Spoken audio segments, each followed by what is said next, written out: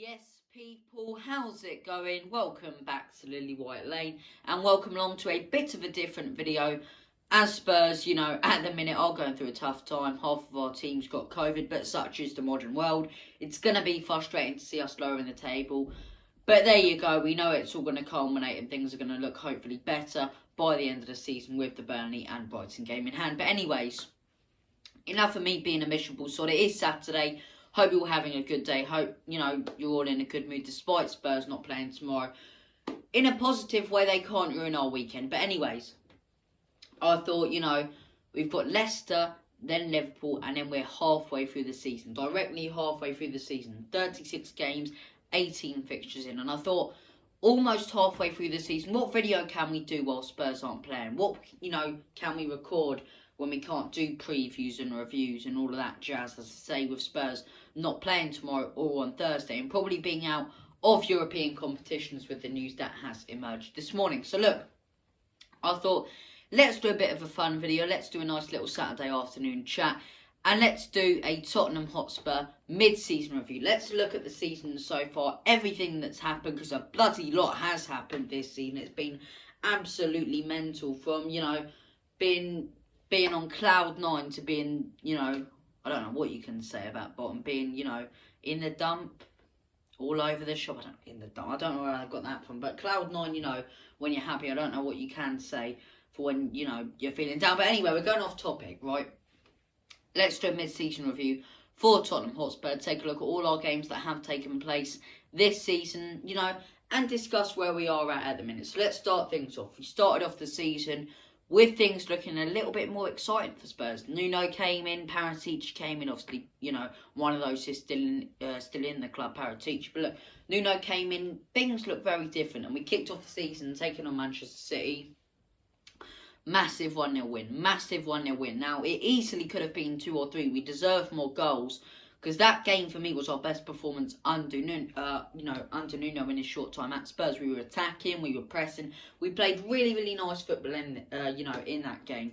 Thoroughly deserved to pick up the win.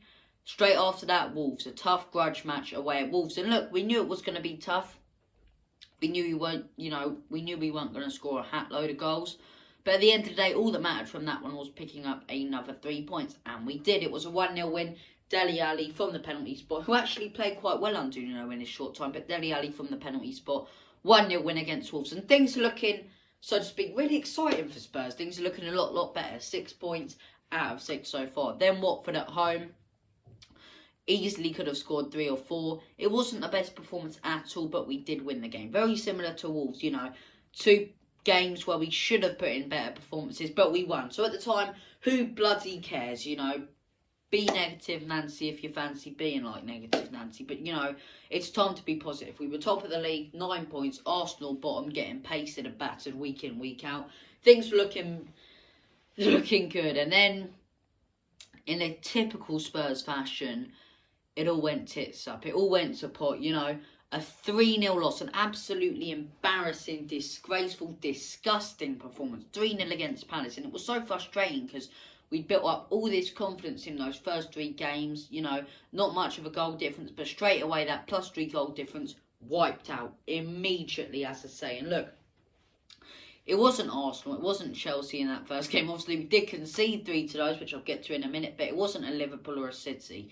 It was Crystal Palace. Crystal Palace, if they beat you maybe a 1-0 or a 2-1 or whatever, you should no way, shape or form be losing 3-0 to Palace. And the performance was disgusting.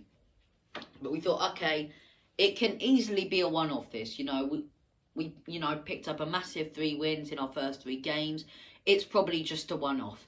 Bloody weren't a one-off, because the week after we take on Chelsea. Now, this one was probably our best performance out of the 3 disgusting performances. None of them are good, but if you had to rank them from, best to worst, this one would be probably our best out of the 3 horrible performances in those 3 games when Nuno was having the pressure piled all over him. But look, Chelsea at home, first half defended really well, and we thought at half-time, hang on a second, we can go on to win this game. We can pick up a big 3 points. We can do something here. Then we conceded a goal. And just like the week before against Palace, as soon as we conceded that first goal, we collapsed. We were all over the shop. We didn't know what we were doing. We were absolutely pathetic. And look, we paid the price for it. Chelsea, the best team in the league at the time, probably still are now. I'll leave that up to your guys' interpretation on Chelsea. Don't want to talk about them too much because it's Spurs channel. But they battered us. They demolished us. 3 really good goals. But goals which could have been preventable. Who's marking Rudiger on that third goal? If Dyer's there, that doesn't happen. If that first goal doesn't go in immediately in that first half from Thiago Silva, we could have went on to win that game. You think of these other scenarios, but at the end of the day, we weren't good enough. And then the worst one for me, although Palace was embarrassing, this one was worse based on their form at the time. It was the Arsenal, Arsenal, the scum, getting absolutely demolished by them. I hated it. I turned off the telly after that third goal. I'm not going to lie. I did the match review. I said I watched the whole thing. I bloody lied to you guys, and I'm sorry about that. But after 30 minutes, there was no way as a self-respecting Spurs fan that I was going to watch that shit and waste my Sunday afternoon watching our team disgrace us. They should have been waiting outside the stadium. They shouldn't even got a coach back. It was disgusting. One of the darkest days and North London derbies we have ever had. We got a goal at the end, but it didn't mean diddly. It affected nothing. It was too little, too late, and we were pathetic throughout the game. Absolute joke, right? But then we think, okay, international break. We needed an international break. We got that international break. We took on Villa the week after. Villa, a team who weren't on very good form under Dean Smith. And we thought maybe a point. But in all honesty, based on our performances before, we thought, nah, Nuno's just going to chuck it away. He's going to get sacked. He didn't just yet. He pulled out a really good performance and we beat Villa 2-1. Now, obviously, conceded a goal to make it 1-0 from Ollie Watkins. And we're just thinking as Spurs fans, flipping hell. Oh, man. It's going to happen again. And it really is. Why can't we support this, team? And then I believe it was Son gets the second goal in, and all of a sudden all is jolly and happy in the world again. We're all on the jolly up as Spurs fans, and I was well chuffed for that. The week after, we go to Newcastle, although we conceded 2 goals, played very well in that fixture, and we're thinking, 3 games, okay, tough games. We can build some form together now. We can get some points. And then we got West Ham. West Ham away, a 1-0 loss. Sloppy, poor, not good enough. That's all I can say on that one. Really, really sloppy. It was, the beginning for the end for Nuno, when fixture-wise, we hadn't done terribly, but it was a style of play that was frustrating Levy and the Spurs fans most. And obviously the week after, it came into effect. Manchester United, 3-0, demolished, battered, by a United team under so much pressure that Watford were thrashing, Liverpool were thrashing. They were the easiest team to beat in the Premier League at the time, and we couldn't do it. And then the news emerges on the Tuesday or Wednesday. I think we're all looking forward to Nuno Espirito Santo out the door, has been sacked. Nuno sacks. Now look, I respected Nuno. I liked him as a coach, but the job was too big for him, and his style of play was what let him down, not the fixtures. If he would have went for it and got those same results, I don't think he would have been sacked so easily. But look, there you go. Nuno comes in. Nuno comes in. I'll tell you who did come in. The Godfather himself. Antonio.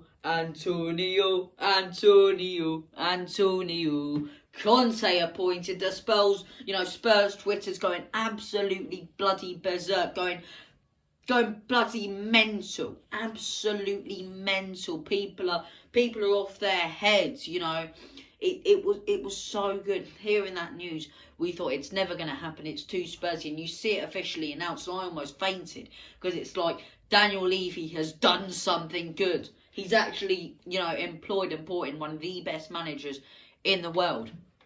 Conte comes in before an international break, gets a 0-0 draw against Everton. Okay, straight after, 2-1 win against Leeds. 2-0 win against Brentford. 3-0 win against Norwich. That's fantastic.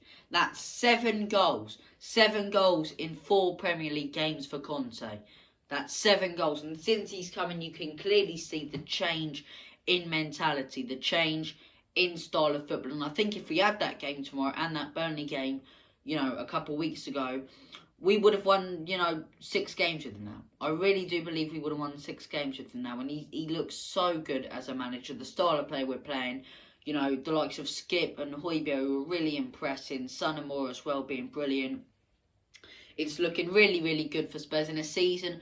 Started off looking fantastic.